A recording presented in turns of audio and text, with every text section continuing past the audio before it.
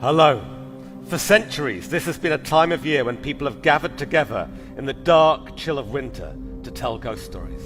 And we are here to do that. I am standing on stage at the Royal Festival Hall on the banks of the River Thames in London because this is a very special Christmas episode of Uncanny. We have some brand new cases to investigate. To help, I am joined by a guest expert. He's an actor and writer, co-creator of the brilliant TV shows Inside Number 9, The League of Gentlemen, and Psychoville, a self-proclaimed horror geek who even owns a piece of the left leg of the Wicker Man. So if you are ready, I'm Danny Robbins. And I'm Reece Shearsmith. And this is Uncanny!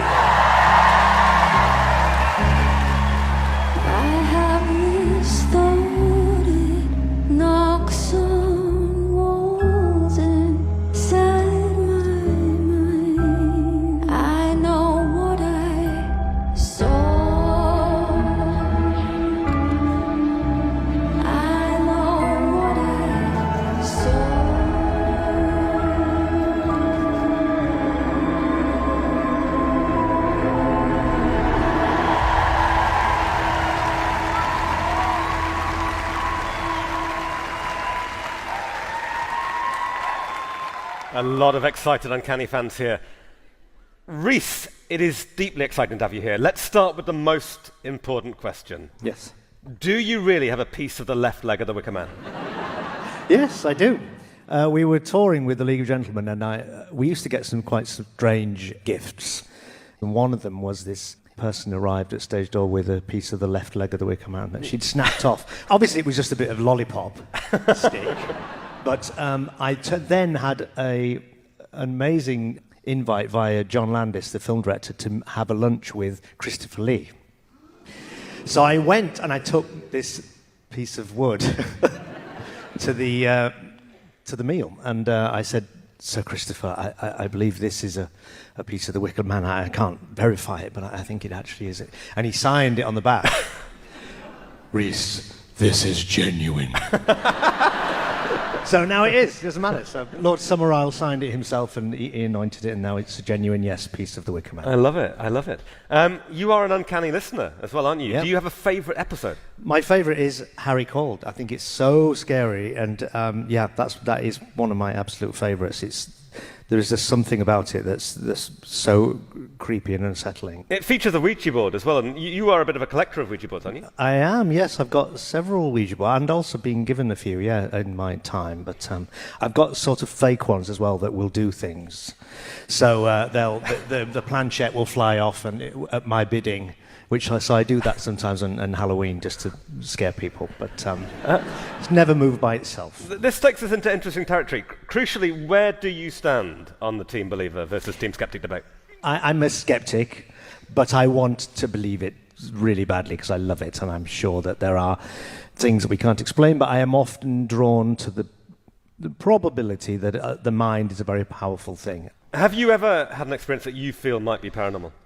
Yes, however, having said that, I did. It was a strange thing. I was at the BAFTAs, which I've got 4 of. Thank you. One year, we were given a goodie bag, and in the goodie bag there was a voucher for a hotel in Bath. So me and my wife went to this hotel. We thought, well, let's do it. That'll just lie dormant. Let's actually go. We didn't think we would go, but we went. And we were having a meal in this brand new hotel in Bath.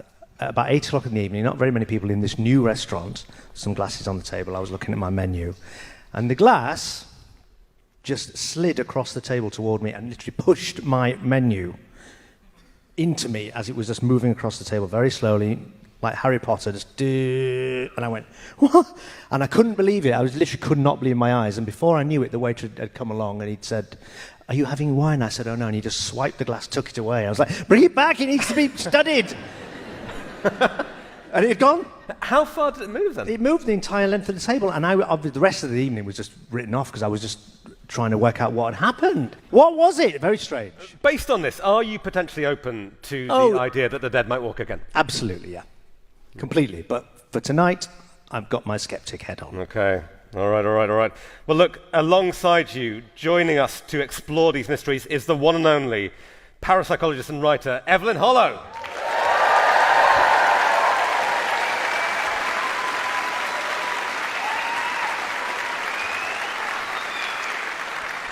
Evelyn, it's surprising to see you ditching your usual dark Gothic look for a really bright novelty Christmas jumper. Only kidding, or am I? That is the magic of audio. All right, Evelyn, good to have you here with us, though, at this time of year, which is so associated with ghost stories.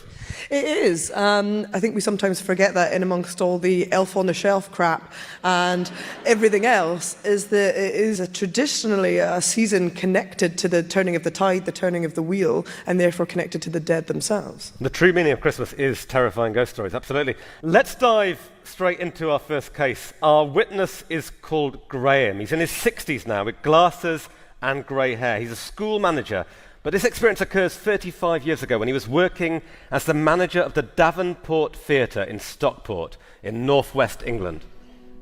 Up until the 1960s, the theatre was run by a woman called Mrs. Burns. She was quite a local character. Before each duty, she would line up the staff and she would inspect their uniforms, make sure their shoes were polished, etc. This is how she was, a very old-fashioned theatre manager. She sadly passed away in the mid-70s, just shy of her 100th birthday.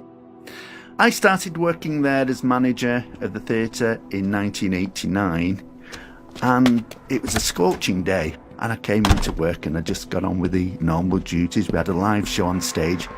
And after the interval, part of my job as a theatre manager was to go upstairs and collect the takings from the lady who looked after it. A little old lady called Anne. Tell me about Anne, Graham. Well, she was in her 80s, and Anne was one of the people that had worked at the theatre for a very long time, and she was a close friend of the previous owner, Mrs. Burns. So I approached the door where she was and lightly knocked on the door and became aware of a conversation taking place. I thought, oh, she's got someone in there with her. So I knocked a little heavier on the door. Anne opened the door and this blast of cold air came out and hit me. It was freezing.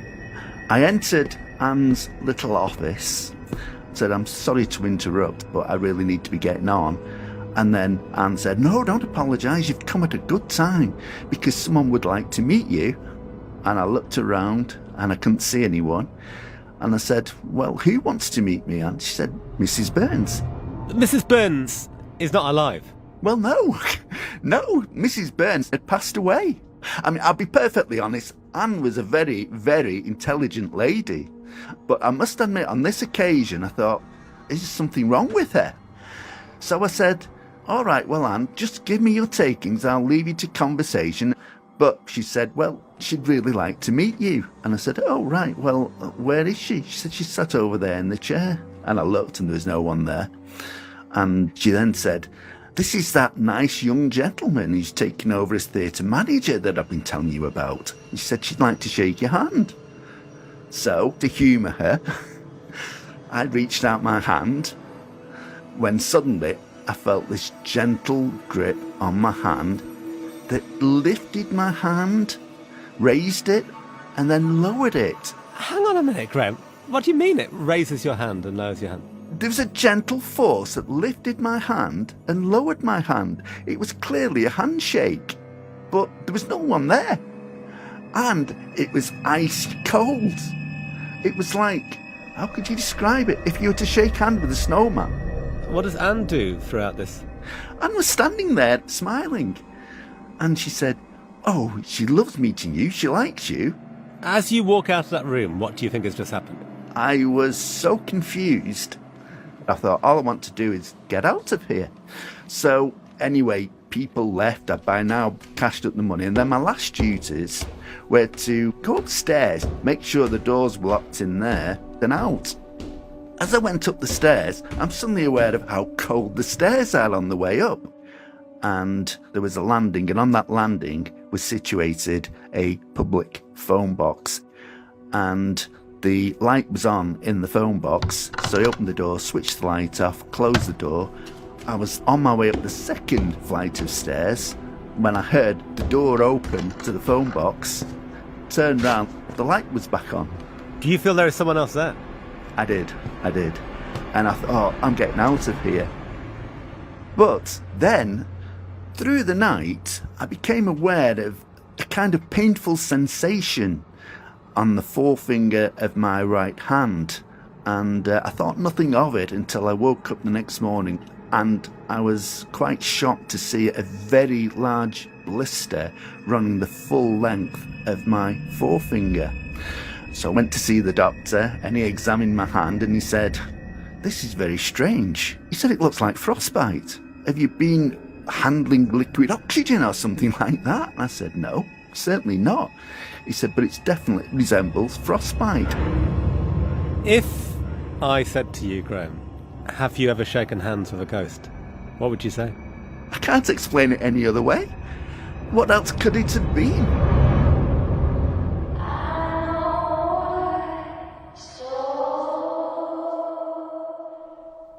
Thank you, Graham. What a story.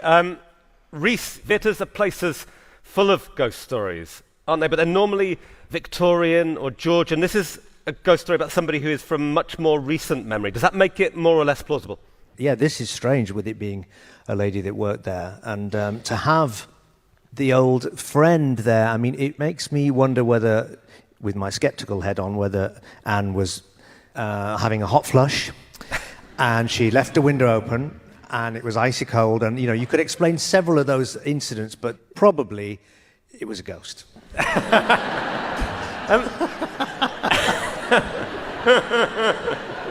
I agree with you. Evelyn, what do you feel is going on with Anne here? She's talking away to an empty room. Is she holding a conversation with thin air, or is Mrs. Burns really there? When we have these experiences, people don't automatically go, it's paranormal. So he's quite right in that his first thought is, you know, is she unwell? And she's seeing something that's not there. But is it that he's having a psychosomatic reaction where he's anticipating his hand being shook? But then for him, you know, when he says suddenly it felt icy cold, and that's such a common theme in the paranormal all the time. One of the most common things that people say to us when they have an experience is that sudden hit of cold. But we have that incredible moment where he feels that his hand is moved up and down by an unseen force. You talked earlier about your incident in the restaurant where you felt the glass moved. Yeah. Can a person be moved? I mean, the only thing that I think could rationalise it is the notion of he sort of put together the idea that there is a ghost in this chair and she's asking me to put my hand out, and somehow he is sort of filling in the gaps and feels like his hand is being moved. But I mean, I'm sure if you asked him again, he would say, no, definitely it did move. But we know from doing the Ouija board, you don't know that your muscles are moving. So I think it could be that. But I have no explanation for the frostbite. This is the moment I really want to talk about, because we've talked once or twice in the past about people who believe they've suffered physical injury from a paranormal force. We had a case where a group of young women all felt they'd been bruised in the same place on the leg whilst visiting the Mackenzie tomb in Edinburgh, and also in our first case, Evelyn Battersea Poltergeist, the father of the family felt he'd received scratches on his arm. But frostbite is a new one. How the hell do we explain that, Reece? I mean, perhaps it wasn't frostbite and the doctor was wrong, and it was during the rest of that day something happened where he did get a blister. I mean, people sometimes get rashes for no reason, and they go in a day. He woke up and he made the connection that it was the thing that happened with the lady in the chair the night before, perhaps. Frostbite is different to a regular blister. If you look at a chart of how frostbite works, there are stages to it, and the really awful necrotic black stuff is the worst one. And the fact that the doctor was not told, he didn't, turn up with it and prime him with anything. He simply said, "Can you look at this? I've got this weird sort of blister on my hand." And the doctor goes, "That's frostbite." Now, as Reece has said, the doctor could be mistaken, but it's unusual for him to diagnose something as frostbite with no prior priming. Such a bizarre case. I want to throw it open to our audience here at UncannyCon now. I would love to hear some theories from both Team Believer and Team Skeptic. What do we think was going on with Mrs. Burns? Let's get some house lights. Tell us your name and then tell us your question or theory on Graham's case. Hello there, I'm Liz and I'm from Stockport, and I visited the Davenport Theatre many times as a child. It's actually demolished now, it's long gone. And I was a police officer for many years, and so you're always looking for evidence, and there's the physical evidence of an injury immediately after the incident that can't be really explained by anything else. All right, thank you. Really interesting. So that's a Team Believer point of view. Let's hear a Team Skeptic Hello. point of view. I'm Katie, hello. So my question is, with the handshake, why just the one finger and not the whole hand? Because she did a full handshake. It's a good point, and I guess we almost need a frostbite specialist here. Well, I am. But of course. It's because the power just comes out of one finger. Reece, you've performed in loads of theatres over the years. Have you ever felt that you've witnessed anything that might be a theatre ghost? Well, I did Drury Lane for a year, and I was expecting at some point to smell lavender and see the Grey Lady, and I didn't, unfortunately. It's such a famous story, that, isn't it? We performed at Yes. Drury Lane with Uncanny as well. That story about the lavender, and Yeah. you know the origins of that story? No. So this is Dan Leno. Dan Leno was, one of the big performers of his day. He was the guy who basically created the idea of the pantomime dame. Yeah. And the smell of lavender is associated with him because apparently he was incontinent and he wore this heavily lavendered perfume to disguise his incontinence. What a pig. So when you smell that smell of lavender, that is him wandering around. Disgusting. But it's... Oh, I'm glad I quite- didn't smell it. It's quite a tragic story. He was Tragic? at the top of his career and hiding this from his fans. Right, well, Yeah. well, I never smelt him. Really intriguing. Look, thank you so much to Graham. A literally chilling case there. Let us investigate another case. This is an email from Kevin, who wrote to tell me about a really odd, unsettling experience that he had in the early 1980s. And Reece, would you mind reading this? I would not mind reading it. Dear Danny, I grew up in North London in the 1960s. One of my best friends was called Terence. He and I were very close from primary school right through until he died, aged 22, at the end of 1979. And I can recall being particularly upset at his death.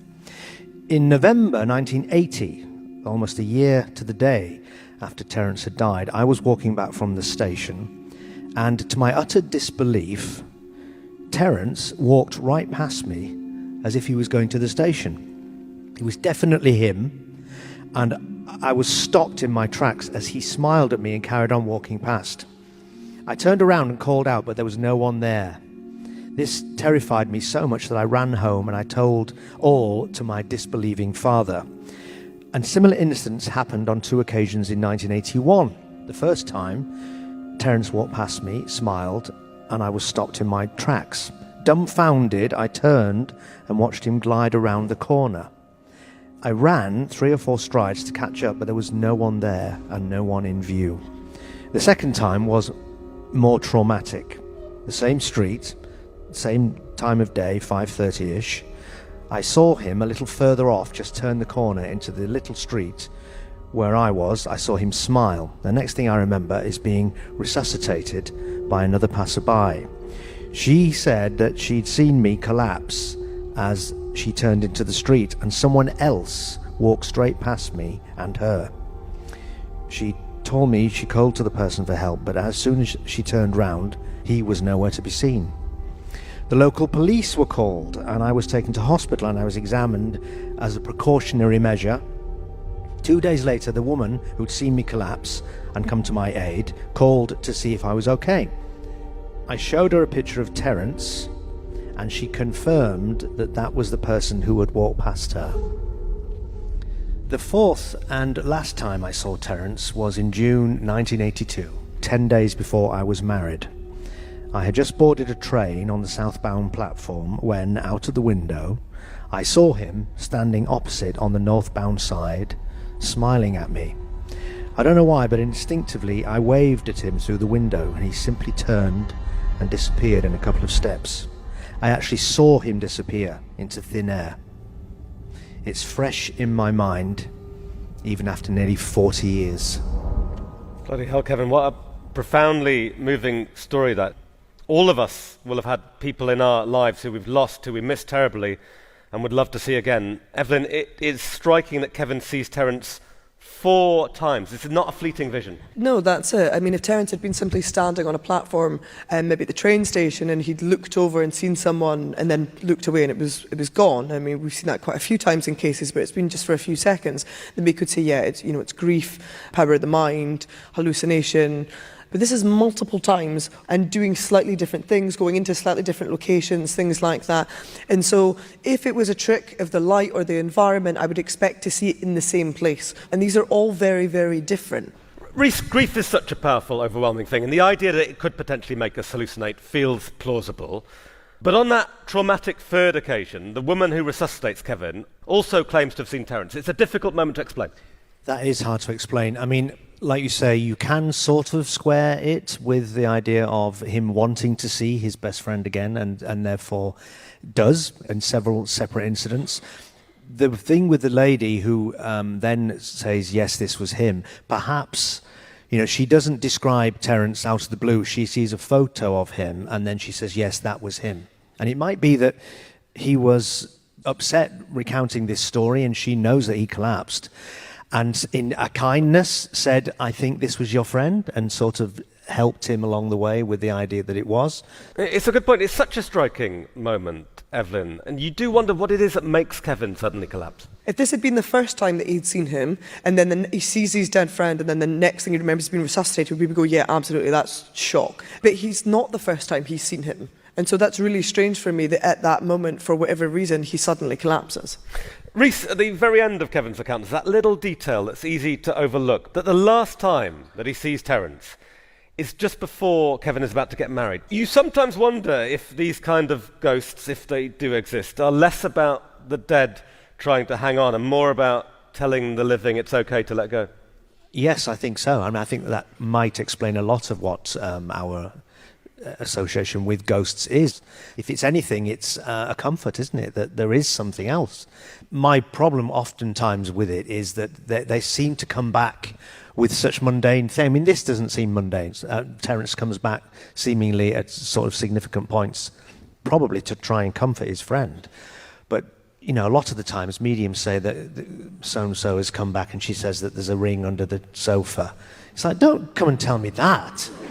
Tell me something more significant than that. I mean, if they'd managed to suddenly conjure up the capability of communicating back with the living, you think they would have something more to say than there's a picture that's gone down the back of the sofa. Yes, absolutely. Or, just why are ghosts so frustrating to communicate with? If viewed through that medium relationship, that idea that they only give you the first letter of their name, for instance, that kind of thing. Absolutely, yeah. It's curious. Sometimes you arrive at things and you can't explain it. I did once go to a medium and she told me, she was being very general and cold calling, and I sort of thought I've not really said anything, but all of these things are too generalized. But then she said, you know a friend who knows the Beatles, don't you?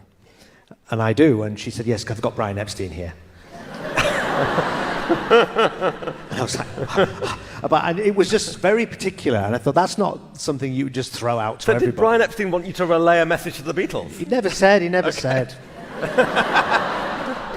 All right, brilliant. Let us move on to our next case. We have a witness called Kirsty. She works as a medical secretary in a psychiatric clinic, and her story begins in 2020. Moving with her husband Tim and 5-year-old son Nicky into a new house in Cardiff in Wales. So we'd lived in a small 2-bedroom flat for quite a while. We were bursting out of the seams, so we needed to move. And around Christmas time of 2019, I saw an advert for this lovely house, and it looked absolutely perfect for us.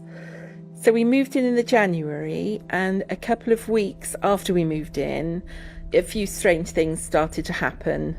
Mainly, the downstairs loo was locking itself. My son was going to use the loo and finding that the door was locked because it locks from the inside. And so we'd have to get out a coin and turn the lock from the outside to open it again. And I thought somebody was messing about. And I asked Nicky a few times, have you locked the door? Have you done something? And no, he said, no, he hadn't. So that happened a lot.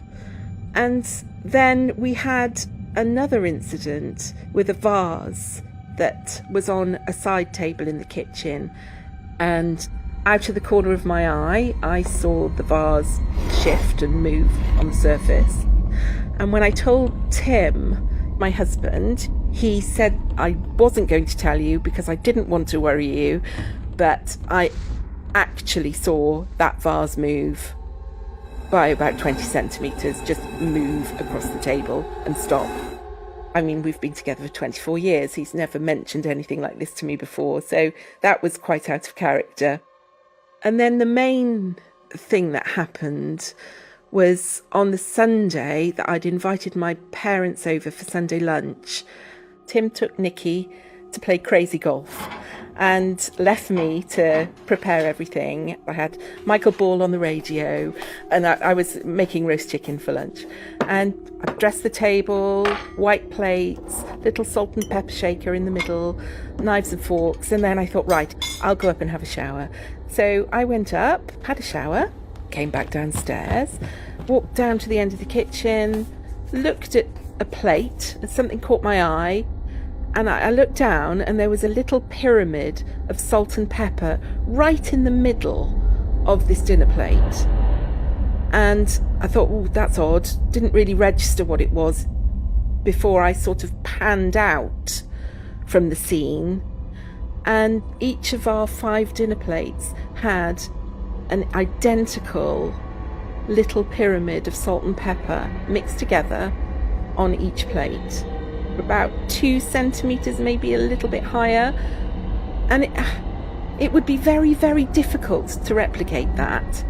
But it was like they'd been very precisely poured out of something or moulded in the middle of these plates. The salt and pepper shakers were in the middle of the table, and they looked like they hadn't moved. There was no evidence around them that anything had poured from them or spilled. A little dusting of salt and pepper wouldn't have worried me, but it was like whatever did this, or however this happened, had a plan and a very precise way of working. And I had a chill, an electric shock that ran from the base of my skull right down my spine. It was spine chilling. After we'd had lunch and my parents had gone home and it was just us again, it did make me feel a little bit uncomfortable to be alone in the house. And what had once felt lovely and friendly and exciting and spacious did take on another aspect. It felt like I'd shut the door and I'd sort of been eaten alive by the house. It's not like, oh, I heard a bump or I smelled a strange smell. It's none of those things. When inanimate objects move, there's something moving them. And that's the freakiness of it. That's what weirds me out.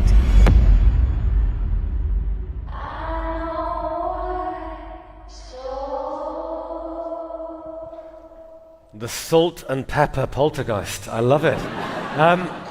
Evelyn, poltergeist cases are so often violent. They're loud noises, things thrown across rooms, even allegedly people tossed into the air. This is the complete opposite. Yeah, this is a really weird one. This goes beyond simply objects moving or things behaving a bit strangely. It has an element to it that would be difficult even for a person, a living person, to create. Well, this is the scary thing, that this feels pretty much impossible for a human being to do. It's methodical in such an odd way. This is just definitely a ghost.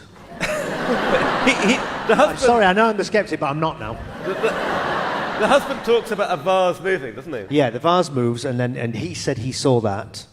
When, like she says, when things are moving by themselves, you think something is moving them. When I saw my glass move, it was like, you see it all the time in films that things move and you don't think of it. In real life, when something's moving by itself, it's extraordinary. And so to have seen that, it would give you pause to think, what, am I losing my mind? I genuinely was terrified by it. It's such a simple thing, but it was like, that shouldn't be happening. Is what happens to her, this subtle misbehaviour of condiments, actually in some ways creepier than a flying plate? Absolutely. Like in Poltergeist, the great Spielberg film, the worst, most terrifying bit in it for me is when she puts the chairs round the table, turns round for 2 minutes, looks back, and they're all stacked up in a pyramid, like the salt.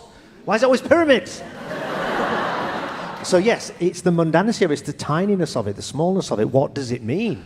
I think that's the question, isn't it? Why is this happening?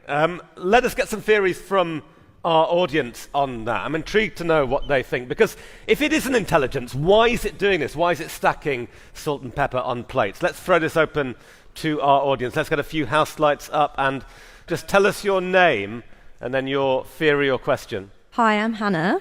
I was just thinking about like the menacing aspect and how maybe the concept that this doesn't feel like a menacing ghost. But I actually think it does feel quite menacing if you compare it to human behavior. So in cases where of abuse, where like someone is stalking someone, they sometimes leave quite subtle indications that someone is being watched. They don't necessarily break in and trash the house, but they might enter and just move a few things around. Just that idea, like, I am watching you. And to me, it kind of feels like that's what this ghost might be doing. This is a really interesting point. There is that mafia technique, apparently, that I've read about, that they will come into the house of the people they want to scare and just rearrange something just to show that they have the power to get in and out. It is deeply creepy indeed. The impact on Kirsty is quite huge, actually. She talks about being really terrified by this. Absolutely, yeah, and I can see why it is. It does feel like gaslighting. It does feel like it's a tiny thing, but it's huge, and because it's so deliberate in its precision to creep you out. It's like it knows what it's doing, which is quite frightening to me. And the fact that you don't know what that message, if it is a message, means is very unsettling. All right, thank you so much. Really, really interesting and deeply, deeply creepy.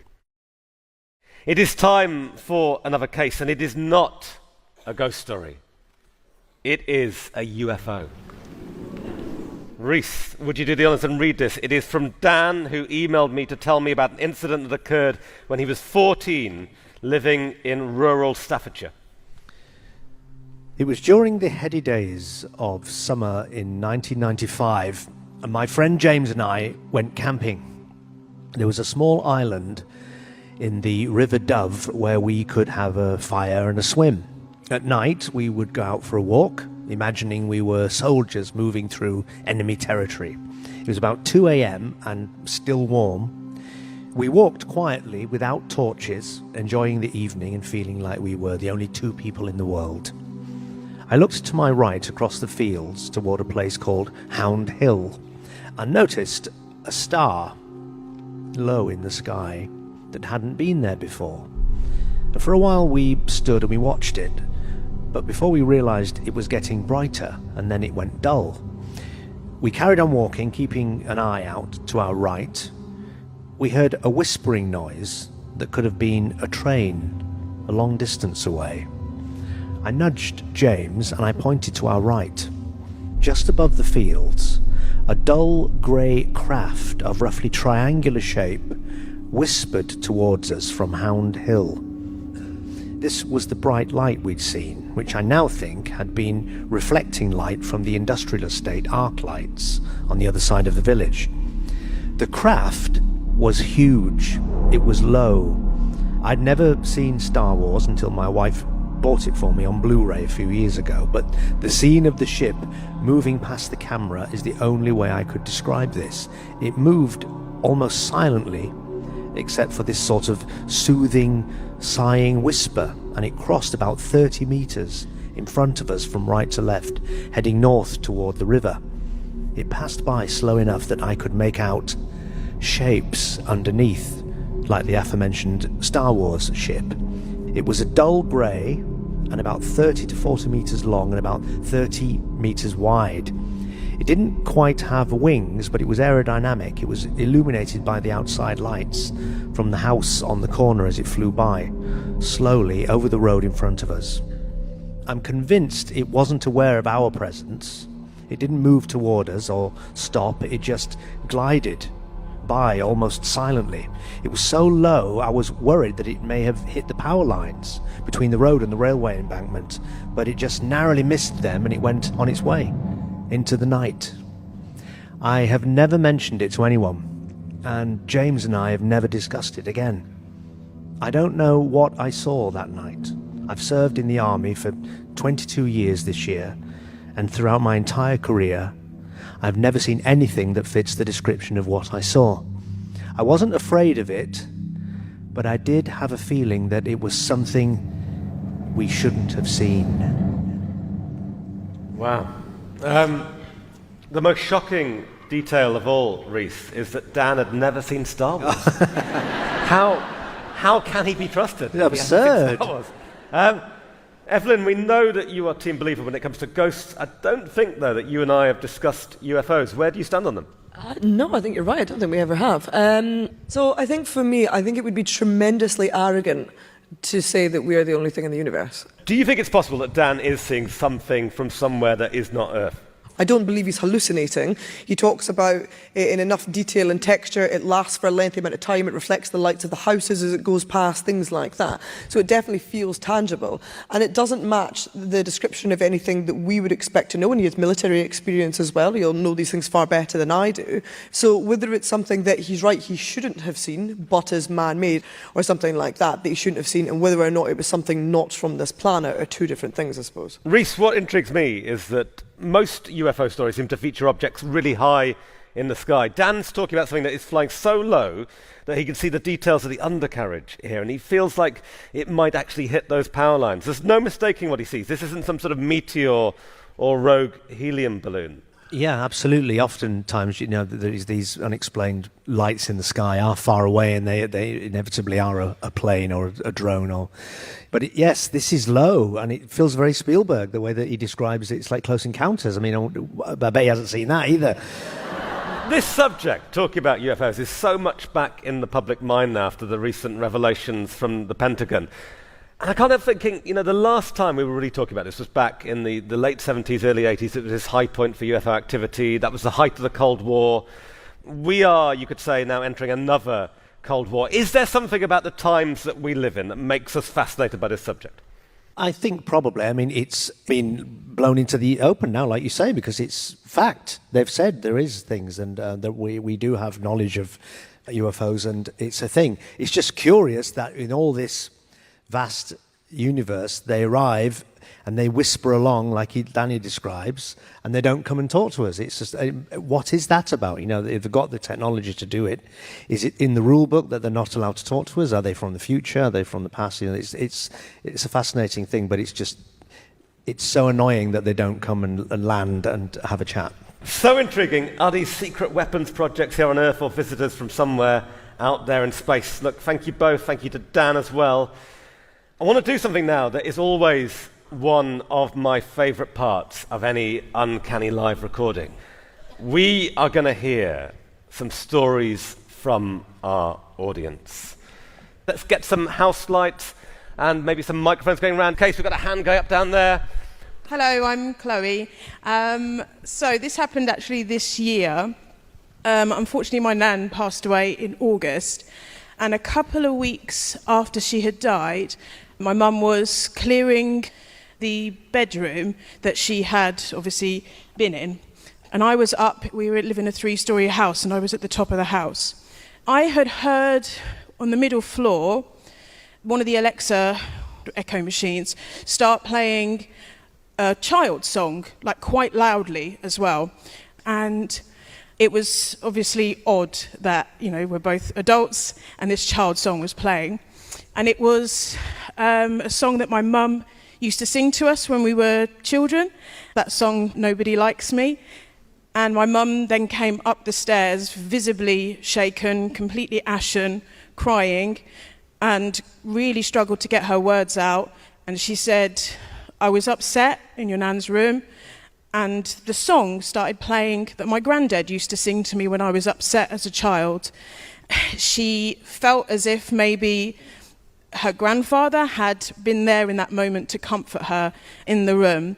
I'm quite skeptical, so I kind of thought, no, there's got to be a rational explanation for this. So I checked on the Alexa app, because you can see what commands have gone to the devices, and I found that it had registered a command, but it said voice was not recognized. You can then play what the voice said, and the recording was static and a very sharp sound at the end of it, and that was the command that had gone to the app and that had made the song start playing. Wow, Chloe, I felt a shiver down my spine there. Big round of applause there for Chloe. Chloe, this is that song that goes, Nobody Likes Me, Yes. Everybody Hates Me, that one. Would you like me to play the recording? I think we would, yeah. Okay, I'll see if I can get it to... Hold the microphone really close up to it, Chloe.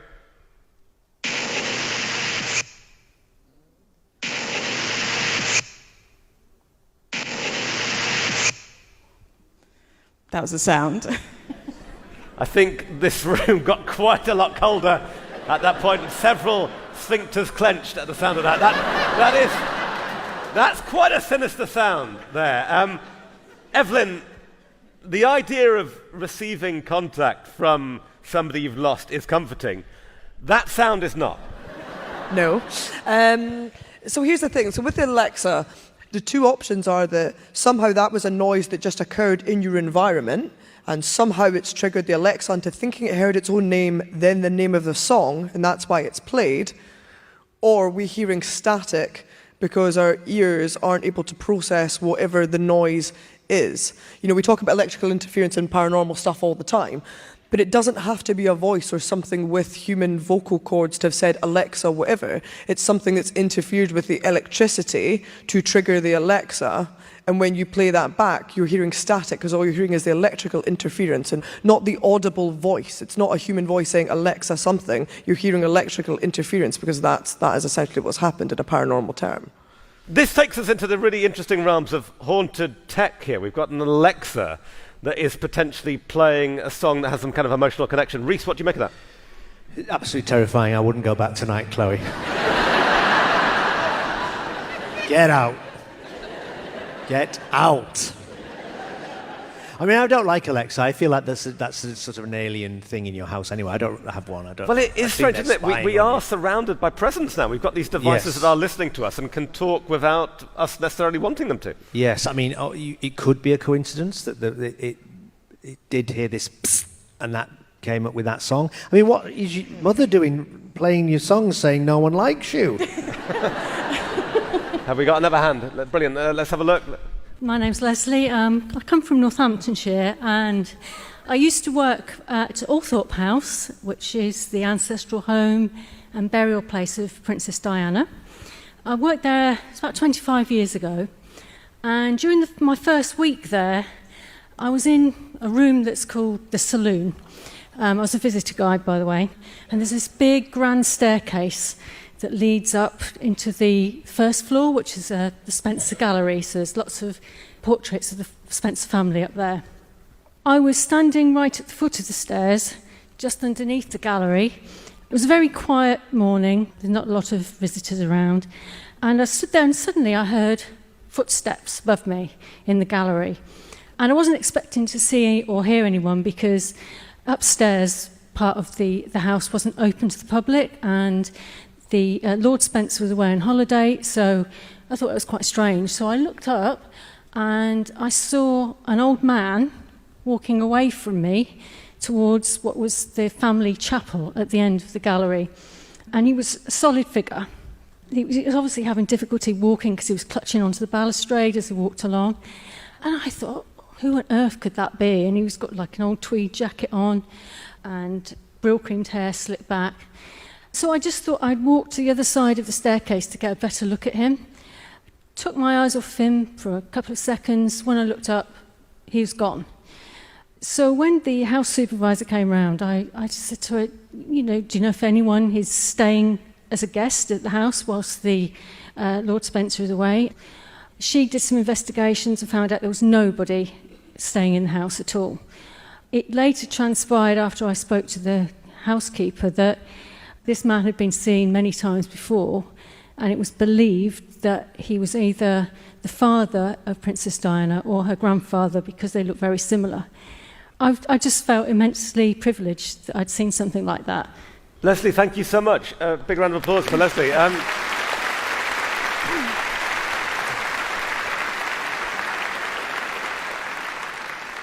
What an interesting way of putting it, Reece. Feeling privileged to see this. Not scared, but that idea of having an insight into something which so many people don't have. You, to some extent, had that yourself with your incident with the glass.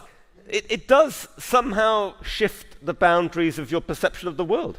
Absolutely, yeah, and it does. I understand perfectly what you mean by the idea of a privilege, because we're all obviously very interested in this room about this subject, and those that have never experienced it, and I'm sure there's a lot of you, want to, and it's a tangible thing that you can suddenly point at and feel like you've gone over to the other side, you've had that experience. But that is such it's a sort of classic haunting, isn't it? The recurring idea of a person that's been seen before, and you didn't know about it until you saw it yourself, which is so you're not primed to expect to see him. So that was curious. When you said the hair was slicked back, I was wondering whether it was the snooker player Ray Reardon.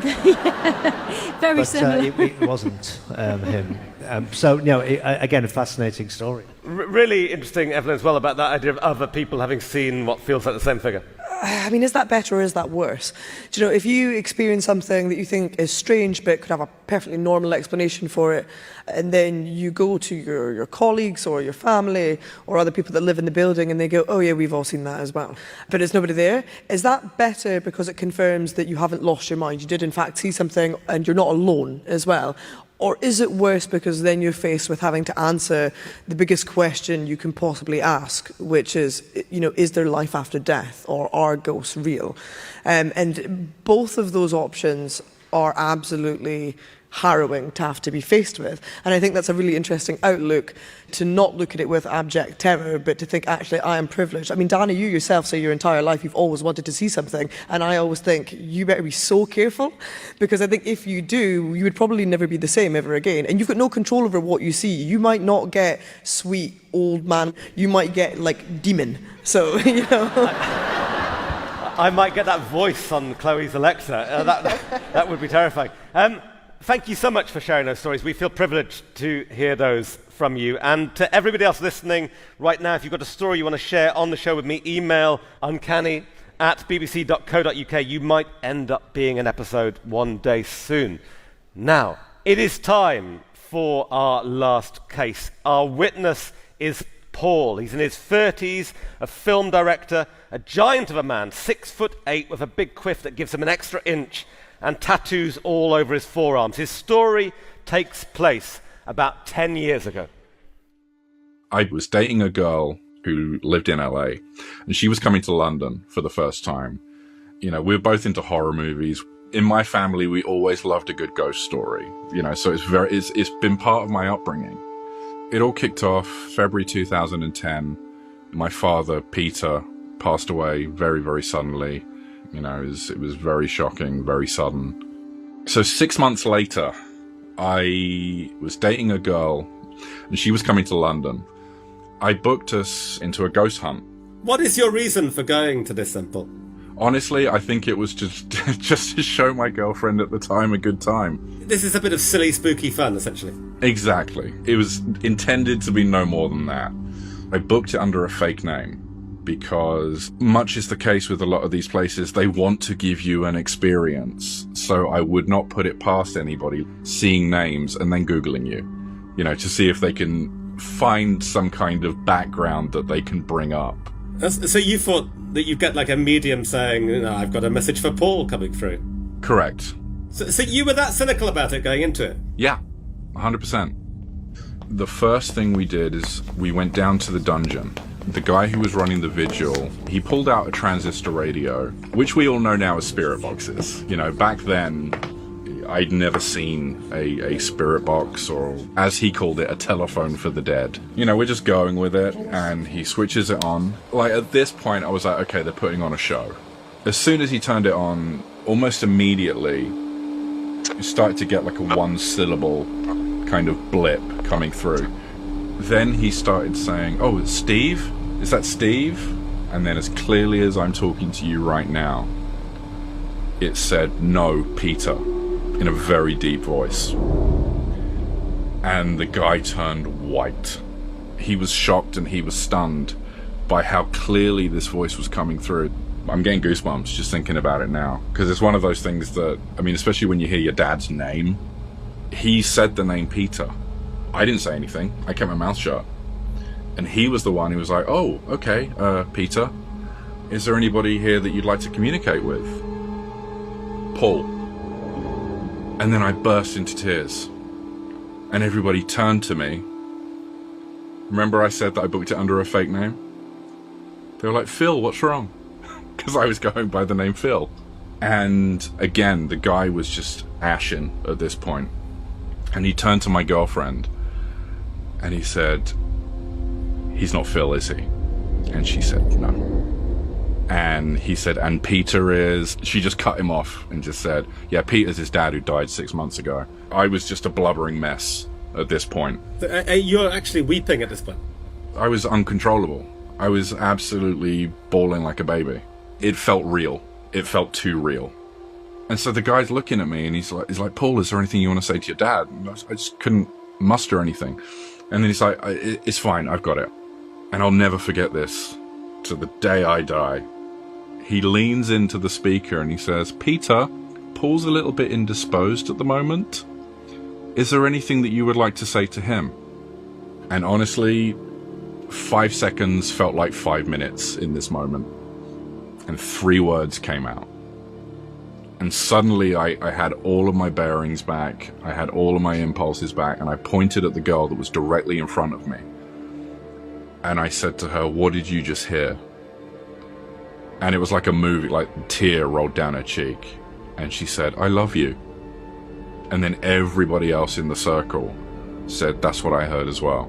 Was that something that he had said to you in life? No. He never said it to me in life. And it wasn't until many, many years later that I remembered that the only time I ever told him that I loved him was when I was holding his hand as he was dying.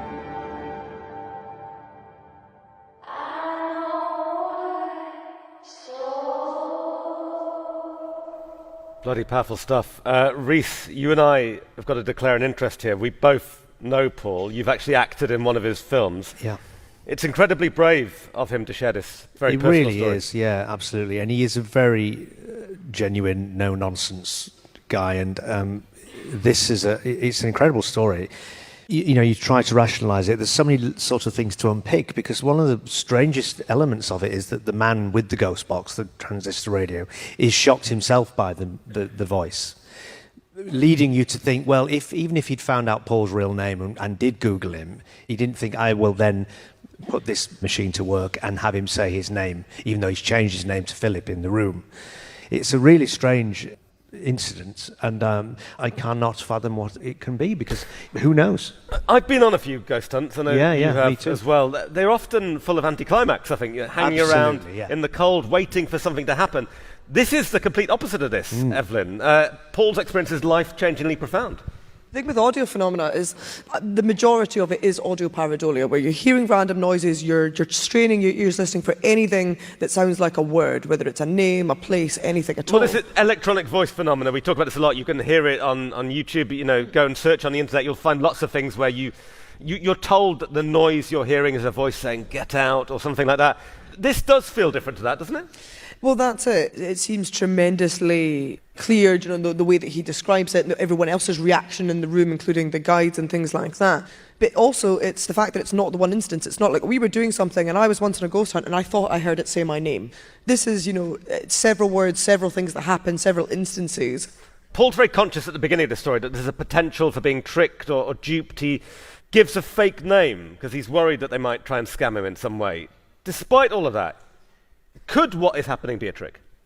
I mean, I guess it could, and the man playing the part of the ghost hunter is sort of double bluffing with his shock horror at the. I didn't expect that name to come out, because if you found out that Paul's real name was Paul and you set up everything for the voice of his father to come out, if he'd found out that Paul's dad had died, it would be the right thing to do to look really frightened by it, just to double down on shocking Paul, which is cruel, but it could be a scam, yeah. I mean, that's the potential possibility of what has gone on here. And yet it feels like a bizarre level of subterfuge, doesn't it? Absolutely, yeah. When you're running a ghost hunt, you don't have the time and energy to organise little individual scams like this. No, exactly. I also just don't know any guides out there who are Googling fake name, matching it to a Facebook profile, looking through the obituaries, and then designing a radio that says exactly that, with enough gap in between for the crowd reaction that's timed with a planted audience to then come back to get some guy to cry.